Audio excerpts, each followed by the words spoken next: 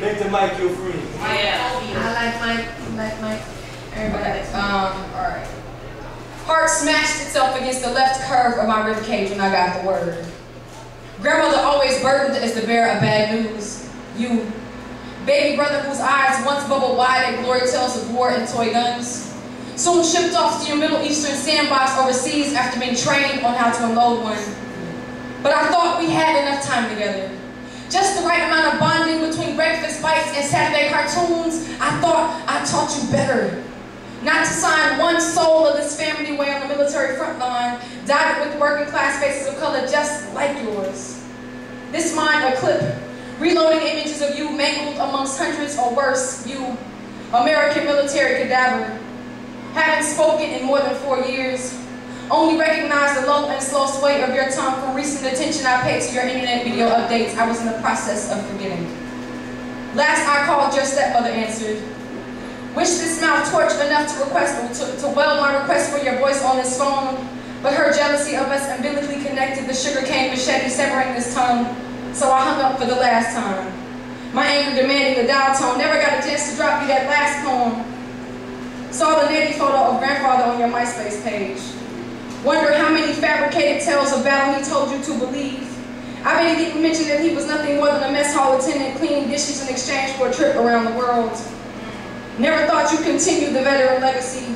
Another Mr. Morris who never pursued education long enough to pay tuition. I thought I taught you not to play this game. Or maybe I just wished I did.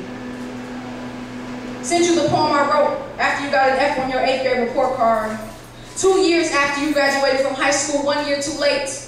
Stepmother called to tell us that the once greasy-haired little boy who shares my last name is now barely filling Air Force uniform in this war on terrorism. Suddenly, every student who slipped into camouflage after barely passing my class landed to mind. Realizing that I know you less than the students whose memory you conjure, the news of your departure, the most jagged words I ever had to stuff into esophagus, if you survive. The U.S. got a cardboard box under scaffolding on the corner of some gentrified block for another soldier come home. But I wanted so many more doors swung open for you.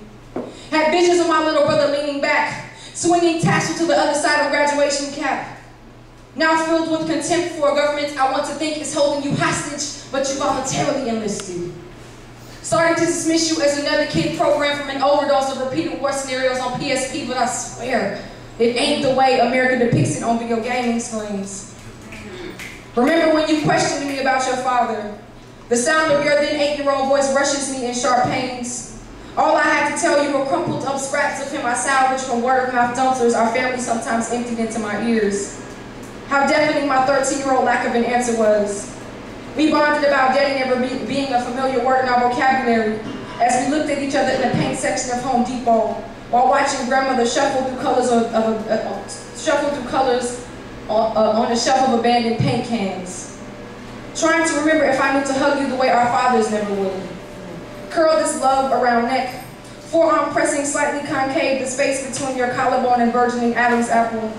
Squeezing just enough to distract you from the bloating of your questions, or maybe I just wish I did. I got loved and whooped it for the clumsy little boy who stumbled headfirst into doorknobs.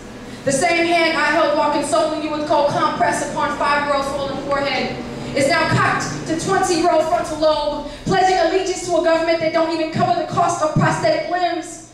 Better not come home with so much as a fingernail missing. I wish this poem could protect you. Don't want my little brother to know what a child's fresh flesh gushes like. The same one who used to cry upon receiving his first blow during a game of slapbox. Come home with medals of honor for the number of Iraqi people you slaughtered in America's defense. Don't want to think about the first time things escalate and your gun is pointing at some Iraqi civilian's face. How easily you'll be trained to clutch cold metal, curved away from you in death's direction, and pull.